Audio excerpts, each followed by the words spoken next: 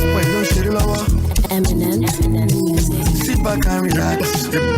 Me, I like fine girls. You want when you wear short skirts. Oh, me, I like fine girls too. Fine girls like Alaska. Orin ò ṣe fọwọ́ rọ́ sẹ́yìn. Kódà nígbà tí inú èèyàn bá ń pòrúurú ọkàn, inú èèyàn máa ń bàjẹ́. Àmọ́ orin á sì máa tùyàn nínú á máa tùyàn lọ́kàn.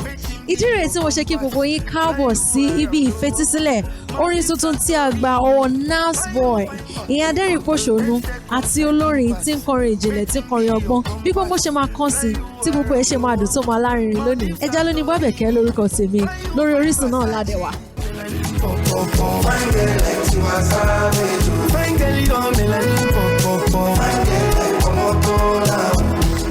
Ní àṣálẹ́ yìí a wà níbi ìfilọ́lẹ̀ orin tuntun àwọn tuntun tí Nasboi ṣẹ̀ṣẹ̀ jáde.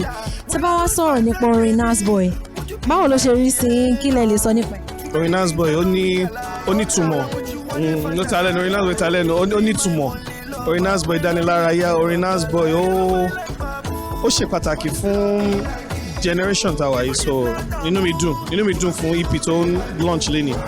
Orin Nasboi kò tó máa sọ ṣókí lọ́rọ̀ Nasboi ni pé gbogbo wa la mọ̀ pé bí ọpọlọ ẹ̀ ṣe ń ṣiṣẹ́ ó yàtọ̀. Tẹ́ bá gbà mí kí sọ òyìnbó briefly ó wà talented, so mo rí bí ẹni tí ó kún fún ẹ̀bùn ó dẹ̀ ń lọ sí ibi tó ga gan Ọlọ́run àdé fún ṣe. Ó tiẹ̀ try ó ti bó ṣe bẹ̀rẹ̀ bó ṣe wà ń sìn bó ṣe ń ṣe gbogbo orin ẹ̀ mo like bó ṣe execute gbogbo orin tó wà lórí EP yẹn ó try gan. Baby, gimme, oh gimme, you know it's been a minute. No go they do like DJ shaking, no go they do like. Undress yourself, now my follow where you are. Anywhere you go, I go follow you go there. Go they dengue, them go they push. Them go they walk, I go look at them go they push. Nasboi jẹ́ èèyàn kan tí mo ti ń follow látọjọ́ tó ti pẹ́, so mo dẹ̀ máa enjoy orin ẹ̀, so this particular new album mi ò lè wait láti gbọ́. Akọrin tí mo wá dúró tì lẹ́nìí ó jẹ́ bí ẹnìkan tó jẹ́ wípé ó ṣe dáadáa ní àwùjọ wa, bẹ́ẹ̀ ni ẹni tí mo fẹ́ràn ni tímọ́tímọ́ ni a ní ká wá ṣe kíni ká wá ṣe ìgbélárugẹ pẹ̀lú ẹ̀ lẹ́nìí, bẹ́ẹ̀ ni ká lè wá gbárùkù tí ẹ máa ń gbọ́ olùfẹ́ ọkàn mi, so olùfẹ́ mẹ́ta ni mo ní ìfẹ́ orin, mo ní ìfẹ́ bọ́ọ̀lù, mo dẹ̀ ní ìfẹ́ èèyàn máa kílẹ̀ pínlẹ̀ kan adẹ́rìn-pòṣónú. Run it back one time, run it back. Hippa. Oh, come on, on. Ask for no say Lord. One time. Hippa. So I say, food no day for boys to focus. Price no day even carry cost. Slim trousers don't turn to brokers. Hunger go kill person for Lagos. I dey sling them talk say na gym. It's too hard for this kind regime. Us are there no food to treat them. Hunger go kill person for Lagos. Jehovah, when will this pain be over? I dey pray hard and I dey pay tight, but hunger still dey hold me tight. Hunger dey, oh. Hunger dey, Hunger day.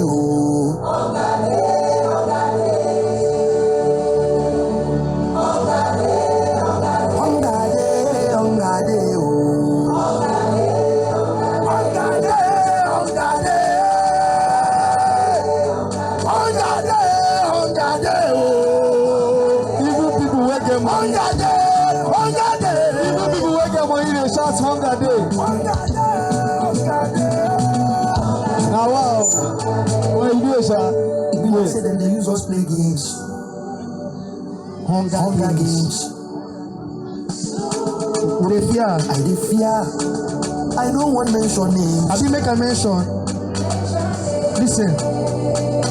You will want use 1.5 billion. You borrow maybe 5 million. You where they chop our money, oh. Private jet with the money, oh. If we talk, them go shoot us, we go die. But one thing them get to know, we say all of us go die. Oh. Ladies and gentlemen, Nasboi, come on, make some noise. Àwa rí pé ẹ ṣe ìfilọ́lẹ̀ orin tuntun ní èní, new album. Kí lẹ rí sọ sí orin tí a fẹ́ gbọ́ lé? Mo fẹ́ release EP mi lọ́la, so mo ń ṣe private listening fún EP mi lónìí. Kí ni ká fojú sọ́nà fún? Yorùbá yìí lè wọ́ lọ́rùn. In a nutshell, orin mi dùn. You get, in a nutshell, ó dùn gan. So, ó ta sánsán. Ó ta sánsán. Let's vibe.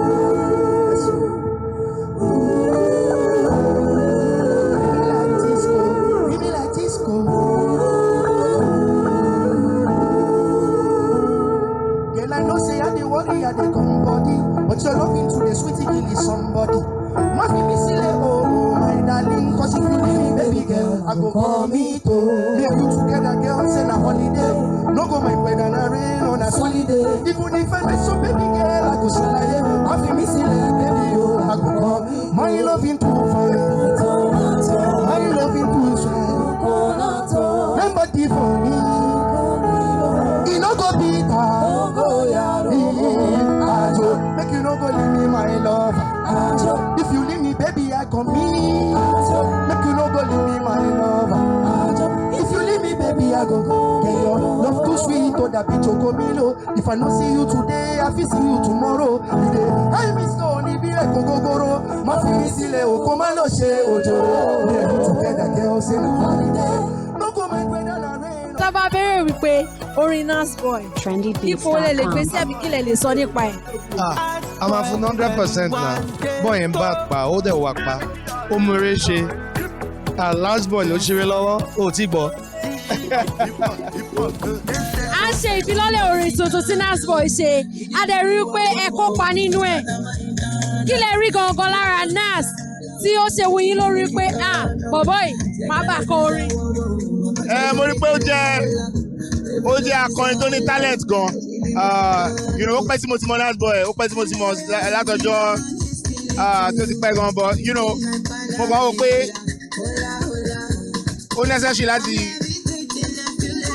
láti máa collaborate pẹ̀lú àwọn people tí máa really nífẹ̀ẹ́ sí. So, ìgbà tí mo dẹ̀ gbórin yẹn, mo love ẹ̀. Tú bàbá dẹ̀ tún wà lórí ẹ̀. So, classic record, gbogbo project yẹn gan, ó máa gbàjẹ́. So, mo fẹ́ kí everybody lọ check it out torí project yìí máa gan. Come on to Japan to my parents. Friday, Italawa.